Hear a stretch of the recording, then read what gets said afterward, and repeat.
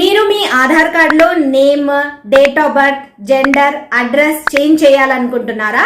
అయితే ఇక్కడ ఒక విషయం గుర్తుపెట్టుకోవాల్సింది ఏంటి అంటే ఇవన్నీ చేంజ్ చేయడానికి ఒక లిమిట్ ఉంటుంది.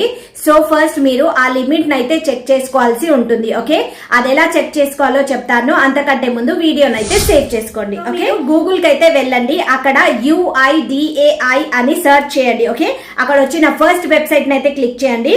క్లిక్ చేసిన తర్వాత ఇలాంటి ఇంటర్ఫేస్ ఓపెన్ అవుతుంది. ఇక్కడ ఇంగ్లీష్ నైతే సెలెక్ట్ చేసుకోవాలి. సెలెక్ట్ చేసుకున్న తర్వాత మీకు ఇలాంటి ఇంటర్ఫేస్ అయితే ఓపెన్ అవుతుంది. ఓకే, ఓపెన్ అయిన తర్వాత మీరు కొంచెం స్క్రోల్ చేస్తే మీకు ఇక్కడ అప్డేట్ ఆధార్ అని కనిపిస్తుంది. ఓకే, అప్డేట్ ఆధార్ పైన అయితే క్లిక్ చేసుకోవాలి. అప్డేట్ ఆధార్ పైన క్లిక్ చేసిన తర్వాత మీకు లాగిన్ డీటెయిల్స్ అయితే అడుగుతుంది. సో మీరు మీ ఆధార్ కార్డ్ నుంచి లాగిన్ అయితే అవ్వాల్సి ఉంటుంది. ఓకే, ఇక్కడ మీరు మీ ఆధార్ కార్డ్ నంబర్ ఇచ్చి కింద క్యాప్షన్ అయితే ఎంటర్ చేయాలి. ఎంటర్ చేసిన తర్వాత మీకు ఒక ఓటీపీ వస్తుంది. ఆ ఓటీపీని అయితే ఇక్కడ ఎంటర్ చేసుకోవాలి. ఓకే,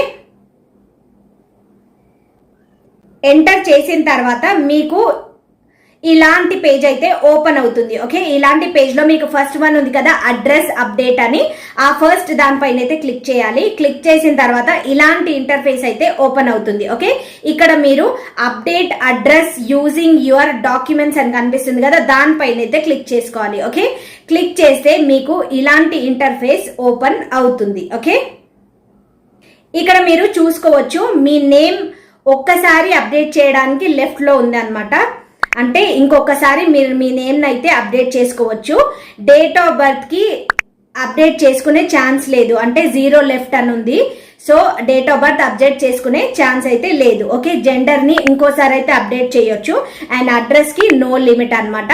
సో ఇక్కడ ఎన్నిసార్లు అన్నా అడ్రస్ అయితే అప్డేట్ చేసుకోవచ్చు. ఓకే, సో ఇలాగైతే మీరు లిమిట్ అయితే ఫస్ట్ చెక్ చేసుకోవాలి మీ ఆధార్ కార్డ్ లో ఏదైనా చేంజెస్ చేసే ముందు. ఓకే, లేకపోతే అప్డేట్ అవ్వదన్నమాట ఆధార్ కార్డ్. ఓకే, సో చేసుకున్న తర్వాత మీరు అప్డేట్ అయితే చేసుకోవాలి. ఓకే, సో ఈ వీడియో ఎలా అనిపించిందో కామెంట్ సెక్షన్ లో అయితే కామెంట్ చేయండి. మా నేను వీడియోస్ కోసం